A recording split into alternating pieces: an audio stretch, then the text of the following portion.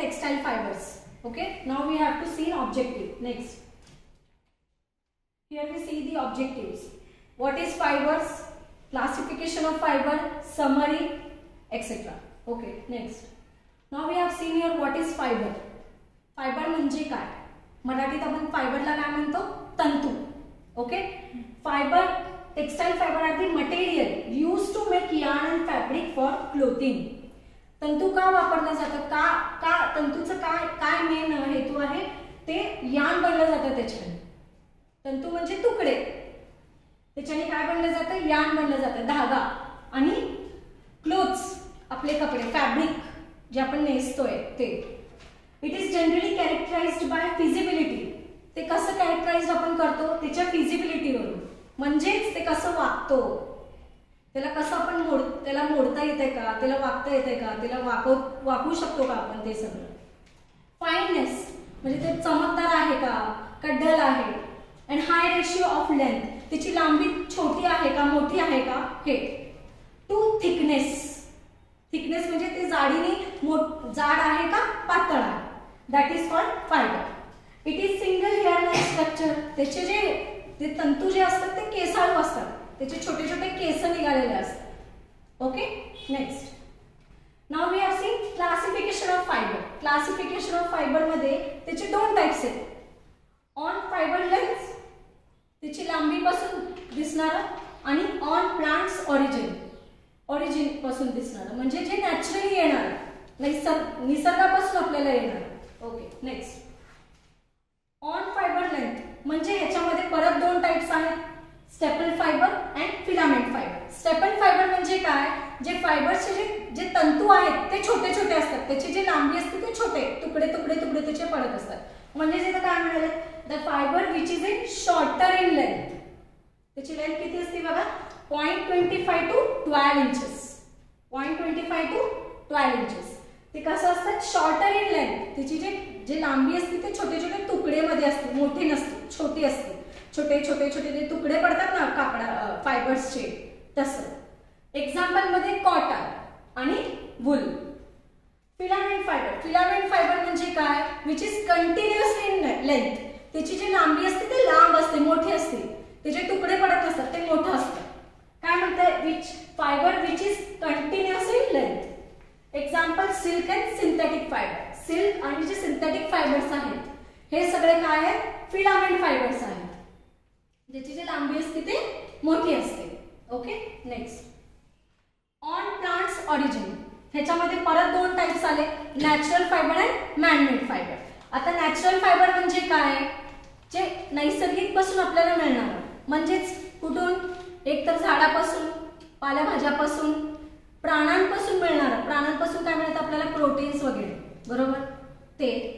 आणि man-made fibre म्हणजे काय, जे केमिकल घालून आपण बनलं जातं, समजलं, जे केमिकल घालून त्याचा वापर केला जातो, म्हणजे man-made fibre.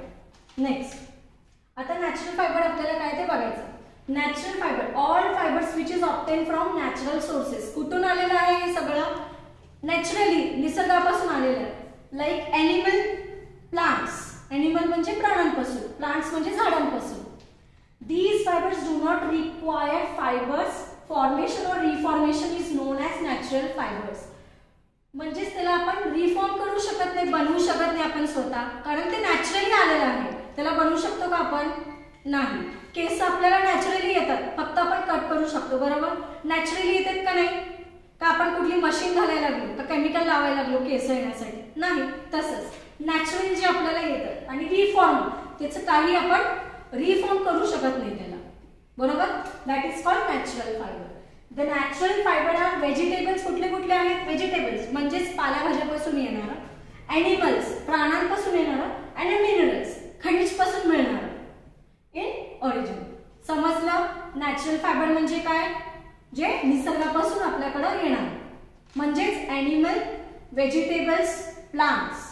Okay, next, now we can see here natural fiber classification. Classification मध्ये it has 3 types, cellulose based fiber, protein based fiber and mineral based fiber. Cellulose based fiber मध्ये कुठलं आहे, based, bast आहे, leaf आहे आणि seed आहे, seed hair आहे. Bast म्हणजे काय, जे खोड असतं ना, खोड, झाडाचं खोड, तिथून आलेलं.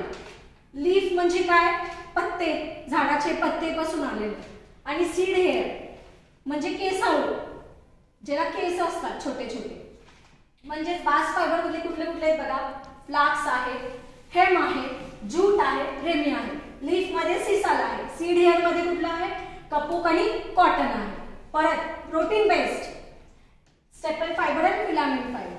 ह्याच्यामध्ये प्रोटीन बेस्ड म्हणजे प्राण्यांमध्ये काय असतं, प्रोटीन असतं की नाही, तसंच ते आपल्याला काय देतात, हे प्रोटीन देतात. स्टेपल फायबर आणि फिलामेंट. फिलामेंट मध्ये काय आहे, सिल्क आहे, ज्याची जी लांबी असते ती मोठी असते. आणि स्टेपल म्हणजे काय, तुकडे, ज्याची जी लांबी जी असते ती छोटे छोटे तुकड्यामध्ये असते, छोटे छोटे छोटे तुकडे. म्हणजे आपण लांबी बघितलं 0.25 to 12 इंचेस.